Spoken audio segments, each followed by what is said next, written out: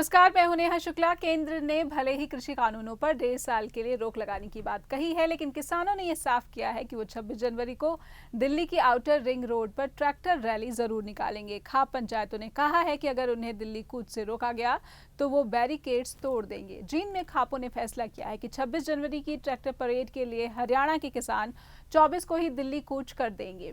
कंडेला खाप ने दिल्ली परेड के लिए 2000 ट्रैक्टर भेजने का फैसला किया है। खाप का कहना है कि शांतिपूर्वक दिल्ली जाएंगे। अगर सरकार ने रोकने की कोशिश की तो बैरिकेड्स तोड़कर आगे जाएंगे।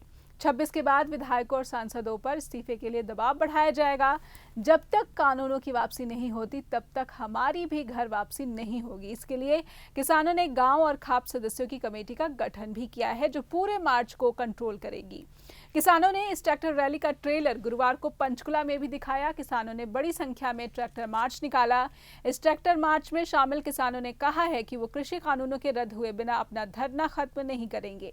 बुधवार को किसानों के साथ 11वें राउंड की बातचीत में केंद्र सरकार भी झुकती नजर आई थी।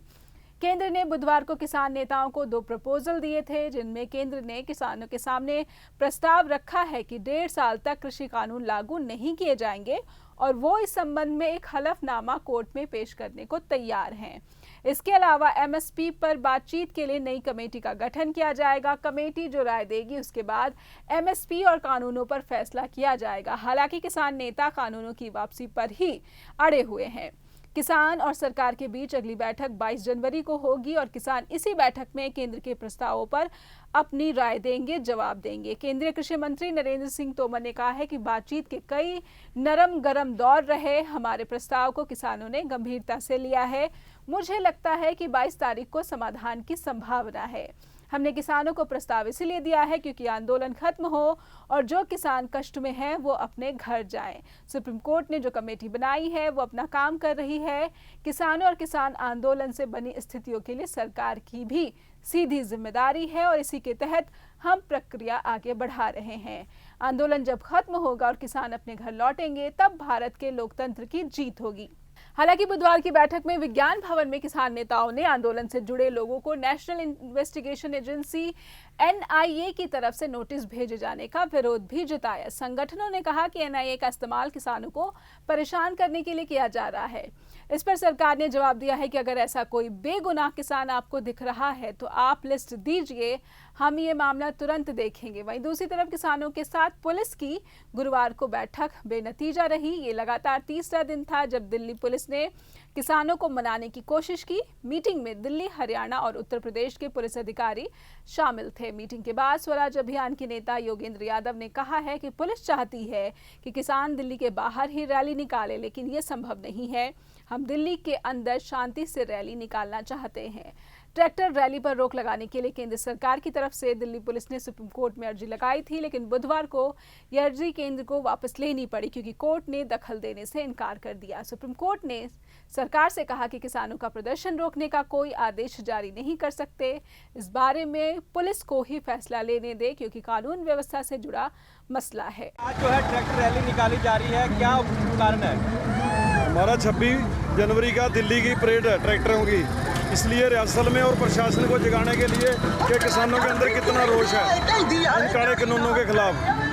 तो किस प्रकार से जो है रोष व्यक्त कर रहे हैं? कहाँ पे जा रहे हैं आप लोग? ये पंचकुले को सारा पंचकुला घूम के 5 सेक्टर परेड ग्राउंड है जो वहाँ पे इकट्ठे होंगे लास्ट में।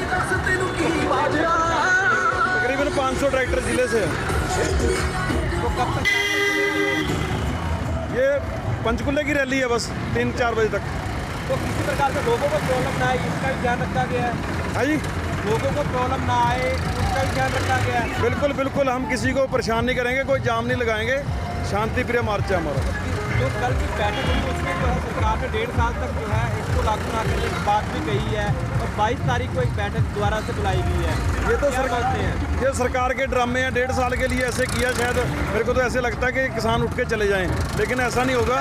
इनको टोटली रद्द करा के ही किसान वापस होगा। नहीं जी, किसान वापस जाएंगे, इनको रद्द करा के काले कानूनों को।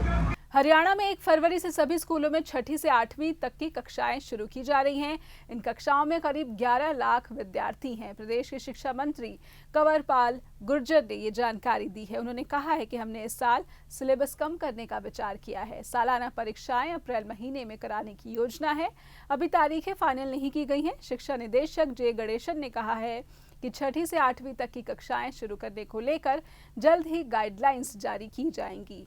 वहीं हरियाणा प्राइवेट स्कूल संघ ने सीएम और शिक्षा मंत्री को चिट्ठी लिखकर प्राइमरी की कक्षाएं भी शुरू करने की मांग की है। शिक्षा मंत्री ने कहा है कि एक बार ये कक्षाएं शुरू हो जाएं, उसके बाद स्कूलों में प्राइमरी कक्षाएं भी शुरू करने पर विचार किया जाएगा। वेब सीरीज तांडव पर पंजाब के बाद अब हरियाणा में भी विवाद छिड़ गया है। हरियाणा के गृह मंत्री अनिल विज ने वेब सीरीज को अमेजन प्राइम वीडियो से हटाने की मांग की है। अनिल विज ने सिर्फ मांग ही नहीं की है बल्कि गुस्सा जाहिर करते हुए तीखी प्रतिक्रिया भी दी है। विज ने कहा कि वेब सीरीज से हिंदू समुदाय की भावनाओं को ठेस पहुंचा है, क्योंकि इससे हमारी राजनीतिक सामाजिक ताने बाने, युवा पीढ़ी और प्रधानमंत्री कार्यालय जैसे कई क्षेत्रों पर हमला किया गया है।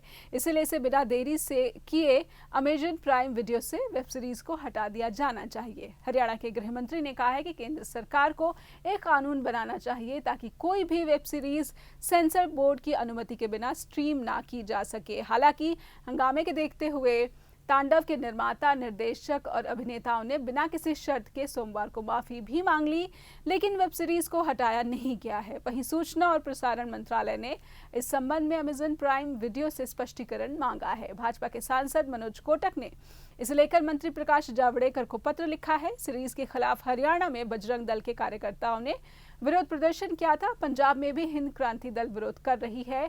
अली अब्बास जफर द्वारा निर्देशित थ्रिलर सीरीज को लेकर विवाद हो रहा है।